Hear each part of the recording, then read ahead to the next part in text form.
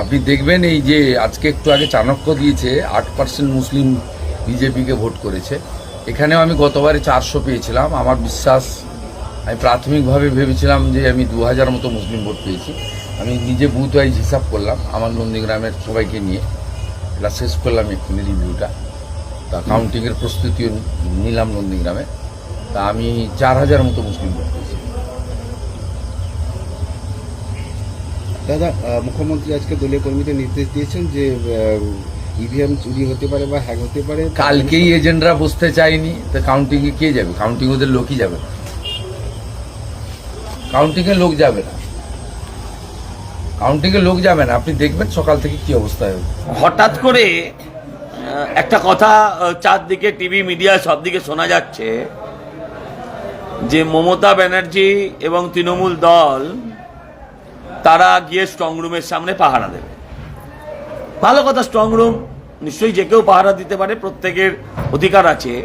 কিন্তু মজার বিষয় যেটা, এটা তো এতদিন বিরোধীরা দিত এ রাজ্যে, তো মমতা ব্যানার্জি এখন দিচ্ছেন কেন? তার মানে কি বিরোধীরা, মানে আগামীর বিরোধীরা অ্যাডভান্স কাজ শুরু করে দিল?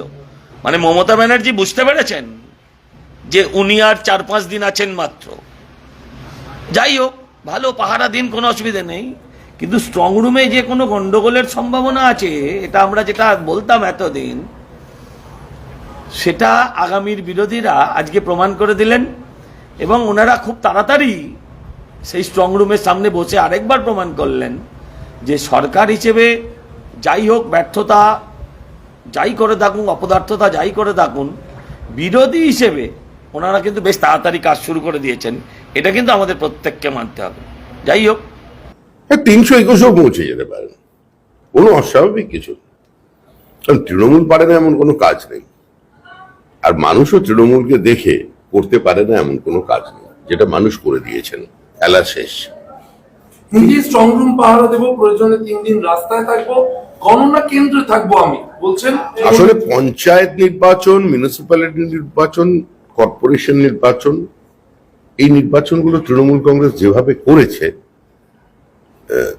তৃণমূল কংগ্রেস মনে করে যদি এভাবেই করে ফেলে, সেই জন্য সমস্ত বলছে এগুলো শুধুমাত্র নিজের কর্মীদের গণনা কেন্দ্রে নিয়ে যাবার জন্য একটু বুস্ট আপ করানো হচ্ছে, এর বেশি কিছু নয়।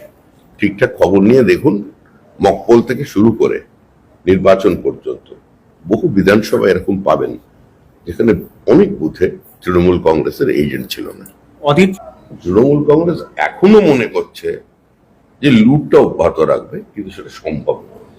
মানুষ যেভাবে ভোট দিয়েছেন, যেভাবে স্বচ্ছতার সঙ্গে নির্বাচন হয়েছে, যেভাবে ভয়মুক্ত হয়ে একটা অবাধ শান্তিপূর্ণ নির্বাচন হয়েছে, ঠিক একইভাবেই গণনা হবে। কেউ এর মধ্যে কোনো পরিবর্তন আনতে পারবে না।